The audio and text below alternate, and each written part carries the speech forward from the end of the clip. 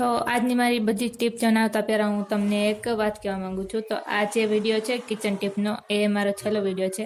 આ વિડીયો પૂરો થાય પછી હું કિચન ટીપના વિડીયો નથી બનાવવાની, પછી હું વ્લોગના વિડીયો બનાવવાની છું. તો જ્યારે પણ મારો પહેલો વ્લોગનો વિડીયો આવે ત્યારે એની ઉપર જે સૌથી પહેલાં લાઇક અને કોમેન્ટ કરશે એને હું એક સૌથી સરસ મજાનું ગિફ્ટ આપવાની છું. તો જ્યારે પણ મારો વ્લોગનો વિડીયો આવે ત્યારે એની અંદર સૌથી પહેલાં તમે લાઇક અને કોમેન્ટ જરૂરથી કરજો.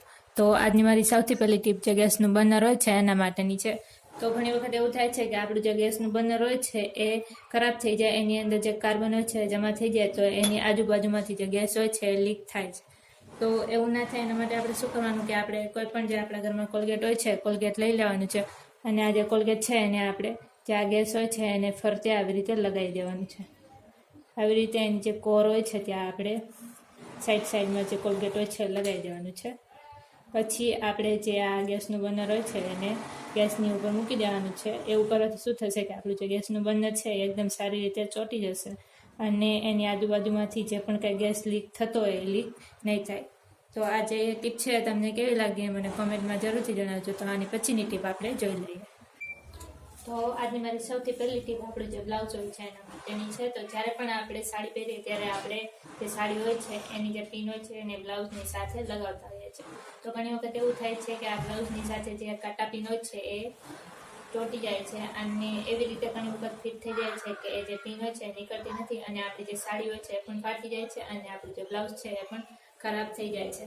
તો એવું ના થાય એના માટે આપણે શું કરવાનું છે કે આપણે સૌથી પહેલાં તો કોઈ પણ જે કાગળો છે, કાગળનો ટુકડો આવી રીતે લઈ લેવાનો છે નાનો એવો અને એને વાળી લેવાનો છે આવી રીતે.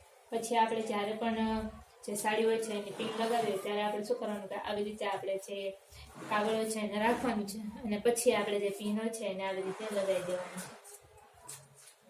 તો આવું કરવાથી શું થશે કે આ જે પિન છે એ ક્યારેય પણ બ્લાઉઝની સાથે અથવા તો સાડીની સાથે અટકશે નહીં અને તમારી જે સાડી છે એ પણ ફાટશે નહીં અને તમારું જે બ્લાઉઝ છે એ પણ સારું રહેશે. તો આવી રીતે તમે જે સાડી પિન હોય છે એને લગાવી શકો છો. તો આ જે ટીપ છે તમને કેવી લાગે મને કોમેન્ટમાં જરૂરથી જણાવજો અને તમે ક્યાં શહેરથી આ વિડીયો જોઈ રહ્યા છો એ પણ મને કોમેન્ટમાં જરૂરથી જણાવજો. તો આની પછીની ટીપ આપણે જોઈ લઈએ. તો નેક્સ્ટ ટીપ મારી જે સાવરણી હોય છે એના માટેની છે. તો ઘણી વખત એવું થાય છે કે આપણી જે સાવરણી હોય છે જૂની થઈ જાય તો અહીંયાથી જે એના પીછા હોય છે એ નીકળવા લાગે છે. તો એવું ના થાય એના માટે આપણે શું કરવાનું છે સૌથી પહેલાં તો આપણે કોઈ પણ બોટલ લેવાની છે અને એને આવી રીતે કટ કરી લેવાની છે. ઉપરના અને નીચેના ભાગેથી આવી રીતે કટ કરી લેવાની છે. પછી આપણે જે સાવરણી હોય છે એની ઉપર જે આ કટકો હોય છે બોટલનો એ આવી રીતે લગાવી દેવાનો છે. પછી આપણે કોઈ પણ દીવો લેવાનો છે અને દીવાને આપણે સળગાવી દેવાનો છે. પછી આપણે જે સાવરણી હોય છે એને આની ઉપર રાખવાની છે અને આવી રીતે ઉપર એની ઉપર ગરમ કરવાની છે જેથી કરીને આ જે બોટલનો જે કટકો છે એ આની સાથે સારી રીતે ચોંટી જાય. તો આ જે કામ છે એ તમે ગેસની ઉપર પણ કરી શકો છો, પણ ઘણી વખત એવું થાય છે કે ગેસ જે હોય છે એ આપણે થોડો ફાસ્ટ રાખીએ તો એ જે બોટલ હોય છે એ સળગી જાય. તો એવું નથી કરવાનું. આપણે આવી રીતે ધીમે ધીમે જે બોટલનો જે કટકો હોય છે એને સાવરણી સાથે ચોંટાડી દેવાનો છે. તો આવું કરવાથી શું થશે કે તમારી જે સાવરણીના પીછા હોય છે એકદમ સારી રીતે ફિટ થઈ જશે અને નીકળશે પણ નહીં. તો આ જે ટીપ છે તમને કેવી લાગી મને કોમેન્ટમાં જરૂરથી જણાવજો. પસંદ આવી હોય તો ચેનલને સબસ્ક્રાઈબ જરૂરથી કરતા જજો. તો આની પછીની ટીપ આપણે જોઈ લઈએ. તો મારી છેલ્લી ટીપ આપણું જે સ્વિચ બોર્ડ હોય છે એના માટેની છે. તો ઘણી વખત આપણું જે સ્વિચ બોર્ડ હોય છે એકદમ ગંદુ થઈ જાય છે, એની ઉપર ઘણી બધી જે ધૂળ હોય છે લાગી જાય છે અને એકદમ ગંદુ આપણું જે સ્વિચ બોર્ડ હોય છે લાગે છે.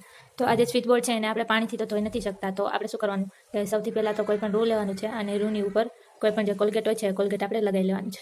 પછી આપણે જે આ રૂ અને કોલગેટ છે એને સારી રીતે જે આ સ્વિચ બોર્ડ હોય છે એની ઉપર ઘસવાનું છે અને આવી રીતે ઘસ્યા પછી આપણે કોઈ પણ કપડાની મદદથી જે આ સ્વિચ બોર્ડ હોય છે એને લૂછી લેવાનું છે, સાફ કરી લેવાનું છે.